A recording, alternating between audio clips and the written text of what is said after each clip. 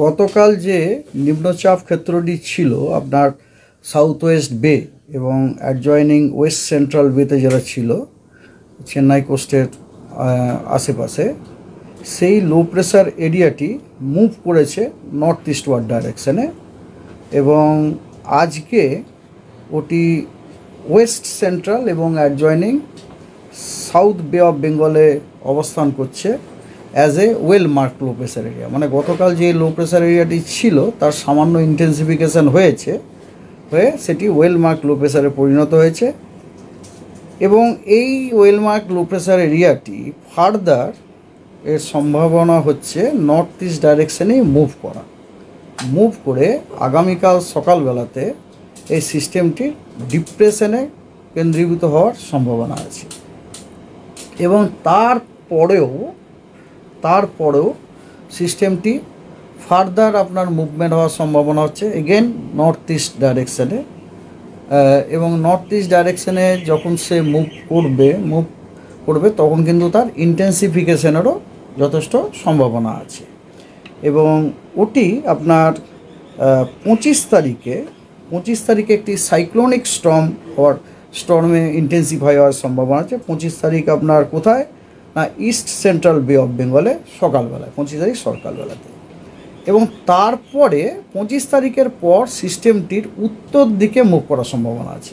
জিনিসটা বুঝুন, সিস্টেমটা সর্বপ্রথম শুরু হয়েছিল আপনার সাউথ ওয়েস্ট বে অফ বেঙ্গলে, সিস্টেম চলতে শুরু করলো নর্থ ইস্ট ডাইরেক্ট ওয়ার্ড, চলতে ধরুন লো থেকে ওয়েল মার্ক হলো আজকে, আগামীকাল ডিপ্রেশন হবে, তারপরে আরও মুভ করতে আপনার 25 তারিখে মানে পরশু দিনে সেটি হবে সাইক্লোনিক স্টর্ম সকালবেলাতে।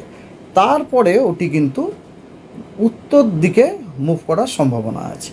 ঠিক আছে, উত্তর দিকে মুভ করে 26 তারিখ নাগাদ ওটি বাংলাদেশ এবং সংলগ্ন পশ্চিমবঙ্গ কোস্টের কাছাকাছি পৌঁছবে। আই রিপিট এগেন, কাছাকাছি পৌঁছবে। আই অ্যাম নট টেলিং যে ওটা হিট করবে, কারণ ওটা এই মুহূর্তে আমরা বলতে পারছি না। তবে কথা হচ্ছে আমরা এখন অলরেডি আমাদের ফোরকাস্ট ট্র্যাক আপনার বেরিয়ে গেছে। সেই ফোরকাস্ট ট্র্যাক যেটা বলছে যে কথা হচ্ছে যে মোস্ট প্রবাবলি এটি আপনার বাংলাদেশ কোস্টকেই হয়তো হিট করবে। তবে কথা হচ্ছে যে এর প্রভাব কিন্তু আমাদের পশ্চিমবঙ্গ কোস্টের ওপরে যথেষ্ট পড়বে আর কি। ঠিক আছে, তো আপনাদের আমি এখন ফোরকাস্ট ট্র্যাক যেটা অফিসিয়ালি রিলিজ হয়ে গেছে সেটা সম্বন্ধে আপনাদের বলি। Just a minute.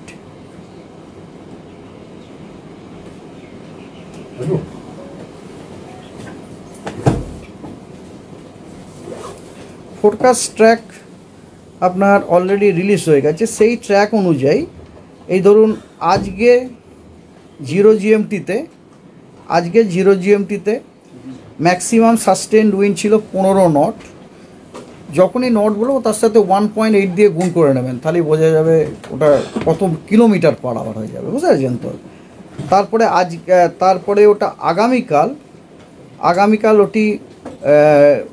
ওটা থাকবে আপনার ইস্ট সেন্ট্রাল বেতে, যেমন বললাম ইস্ট সেন্ট্রাল বেতে। তখন আপনার আগামীকাল 0 GMT-তে ম্যাক্সিমাম সাস্টেন উইন্ড 25 নট। তারপরে 25 তারিখেও সেটি ইস্ট সেন্ট্রাল বেতে থাকছে, ম্যাক্সিমাম সাস্টেন উইন্ড হচ্ছে 40 নট।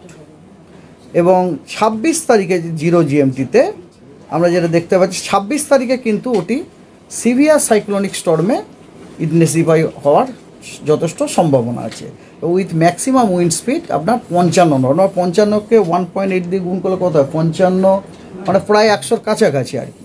প্রায় ওটা যদি 2 দিয়ে গুণ করতাম আমরা 110ই হয়ে যেত, মানে প্রায় 100-র কাছাকাছি আপনার 100 কিলোমিটার পার আওয়ারের কাছাকাছি আপনার উইন্ড স্পিড হবে। কিন্তু সেটা তখনও কিন্তু হিট করেনি, ওটা কিন্তু তখনও পর্যন্ত ওটা নর্থ ওয়েস্ট বে এবং নর্থ ইস্ট বে পাশাপাশি রয়েছে, হিট ওটা এসে পৌঁছে গেছে আর কি। আর অবশ্য একটা তো সাইক্লোনের অনেক বড় সাইজ হয় না, তো ওটা যখন ওখানে এসে পৌঁছবে ওর এফেক্ট কিন্তু আমাদের পশ্চিমবঙ্গ কোস্ট পেতে শুরু করে দেবে।